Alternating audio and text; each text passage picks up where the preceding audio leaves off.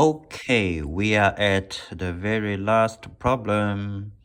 It's okay, seems interesting, huh? It's a game thing. An equilateral triangle is formed using n rows of coins. N rows, so this is 4 rows, for example, okay?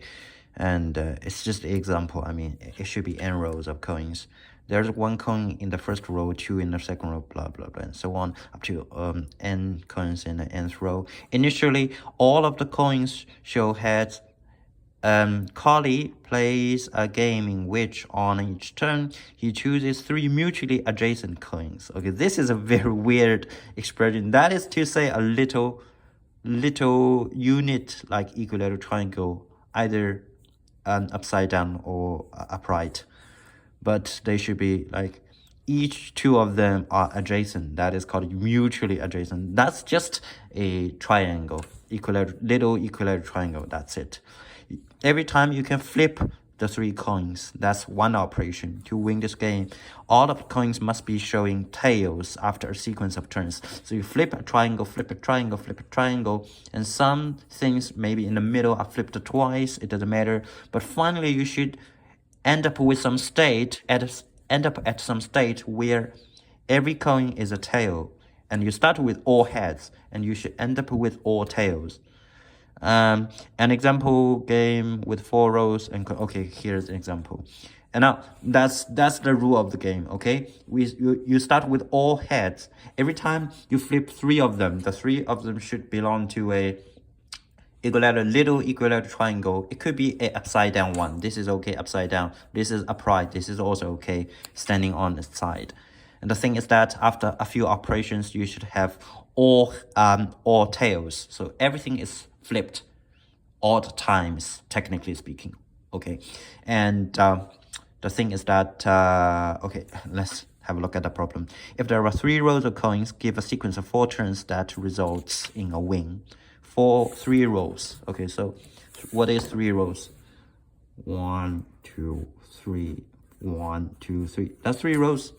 What do? You start with head, right? Head. You just flip. Let's say operation number 1. These 3. Okay, so this is a now tail.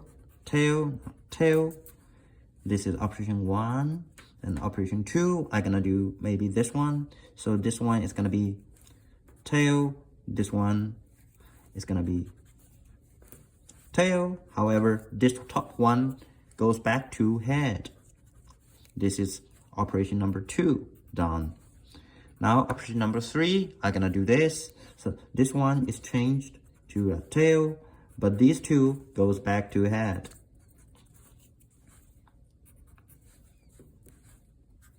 And you know what to do lastly, right? Operation number 4, I just gonna do this, and it's gonna be tail, and finally I end up with all tails. That's the operation.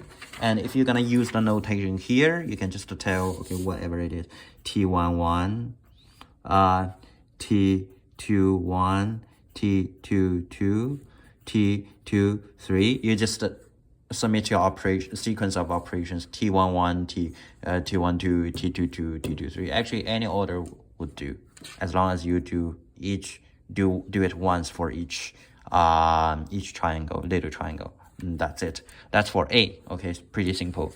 Let's go to problem B. Suppose that there are 4 rows of coins, 4 rows, this type. Determine whether or not there is a sequence of turns that results in a win. Okay, the answer is no. It's not possible. Yet, after some trying, you might find that it's not possible. And there are actually 2 ways to prove this. There's a natural way and one unnatural way. But I'm gonna talk about the unnatural way as well, because this is related to, this is gonna be used, I would say this is gonna be extended and used for part C. But let's start with the natural way of thinking about it. Let's see, we've got 4 rows. So 2, 3, 4. I'm gonna do this. Okay, I don't draw those circles anymore because it's gonna be a bit messy here. You know, every dot, every vertex, or you might call it, is every dot here, every dot here, every vertex is a coin. We've got these coins, and I'm gonna flip them. And now let's focus on this first. Okay, for this one, I mean, this coin has to be flipped odd times, right? If you flip a coin by even times, it's still a head. A head is still a head. A tail is still a tail. If you want to change the status, you have to flip it odd times. But if you want to flip this coin, the only thing you can do is flip this triangle, because this is the only triangle where the top coin is in. Meaning you need to flip this triangle an odd number of times. So I put 1 for an odd number. This can be understood as literally a 1, but you can also understand it as a odd number. It makes no difference, because if you flip it 3 times, the 2 times cancel each other out. You are basically doing nothing more than 1 time you would do by doing 1 time. So I just wrote 1 for an odd. And for the same reason, for this one to change the status finally, this triangle, the only triangle that this guy is in, has to be flipped 1 time, or an odd number of times. Same here, 1. So far so okay? Okay, next, consider this point.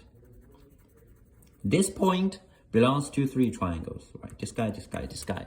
And if you say we've got a number here x and we've got a number here y, so the total number of flipping that has happened to this dot is 1. 1 could be an odd number again. 1 plus x plus 1, x plus y.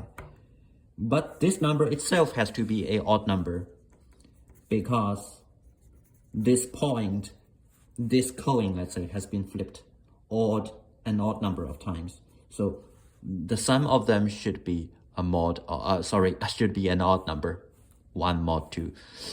Meaning x plus y is a even number, or to put it simpler, x and y have the same parity. If you are even, I'm even. If you are odd, I am odd. Okay, x and y are the same. They have the same parity. Let's say they are equivalent on a modulo 2.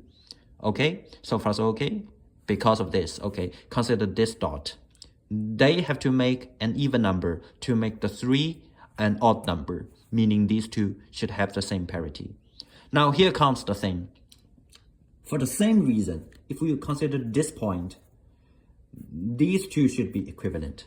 Okay, if you consider this point, these two should be equivalent. This point, these two equivalent.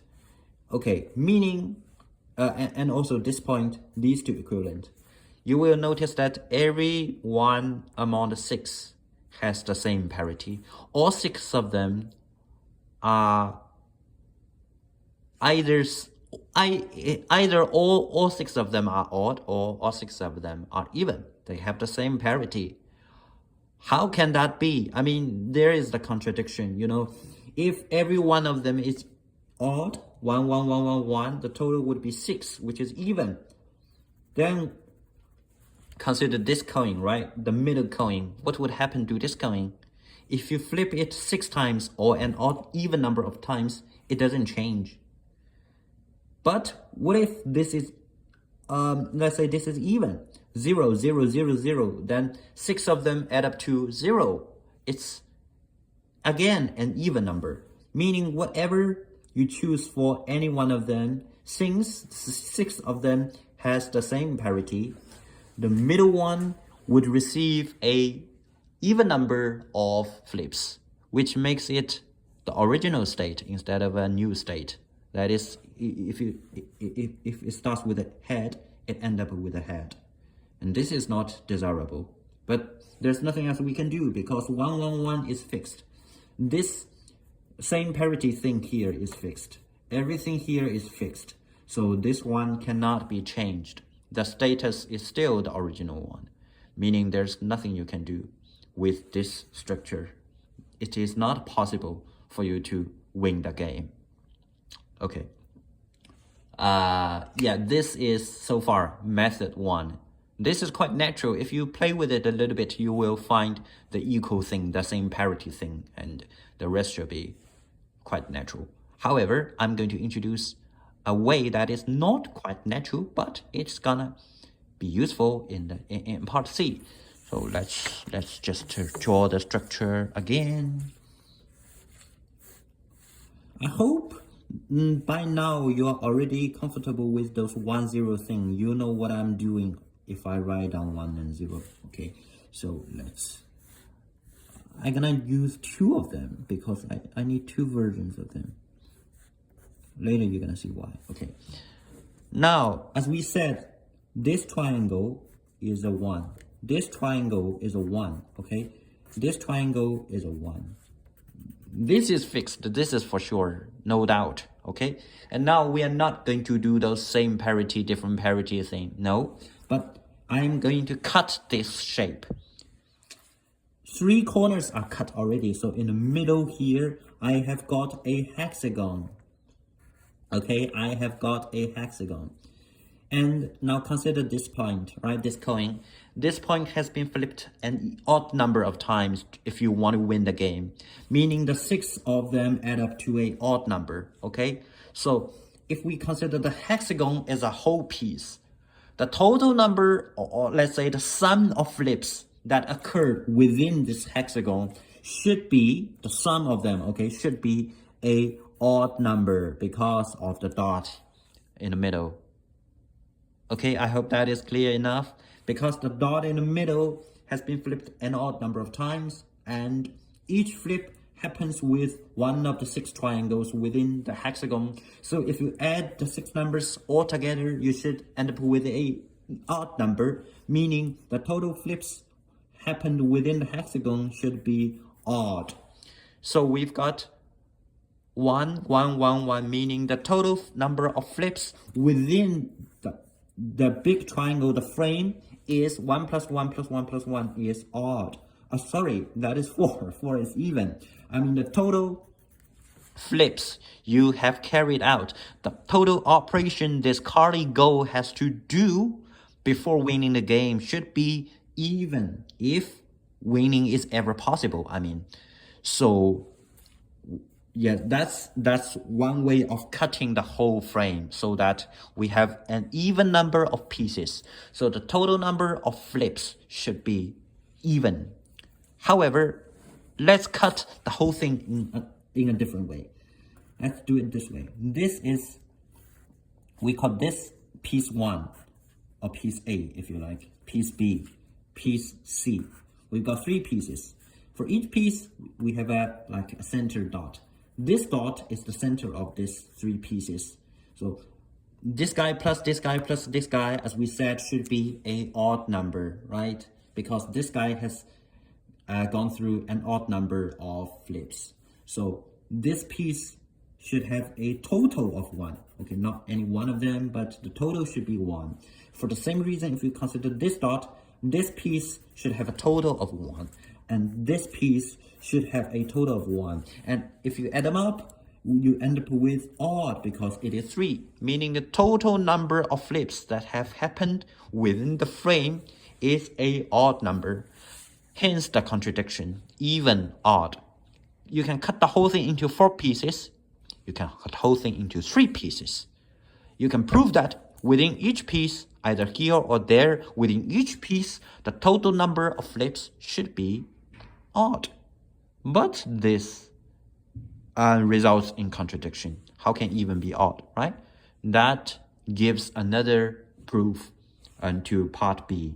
And this proof is going to be used for part C as well. That is why I would like to, take the pain to introduce it. Okay, now let's be ready for part C.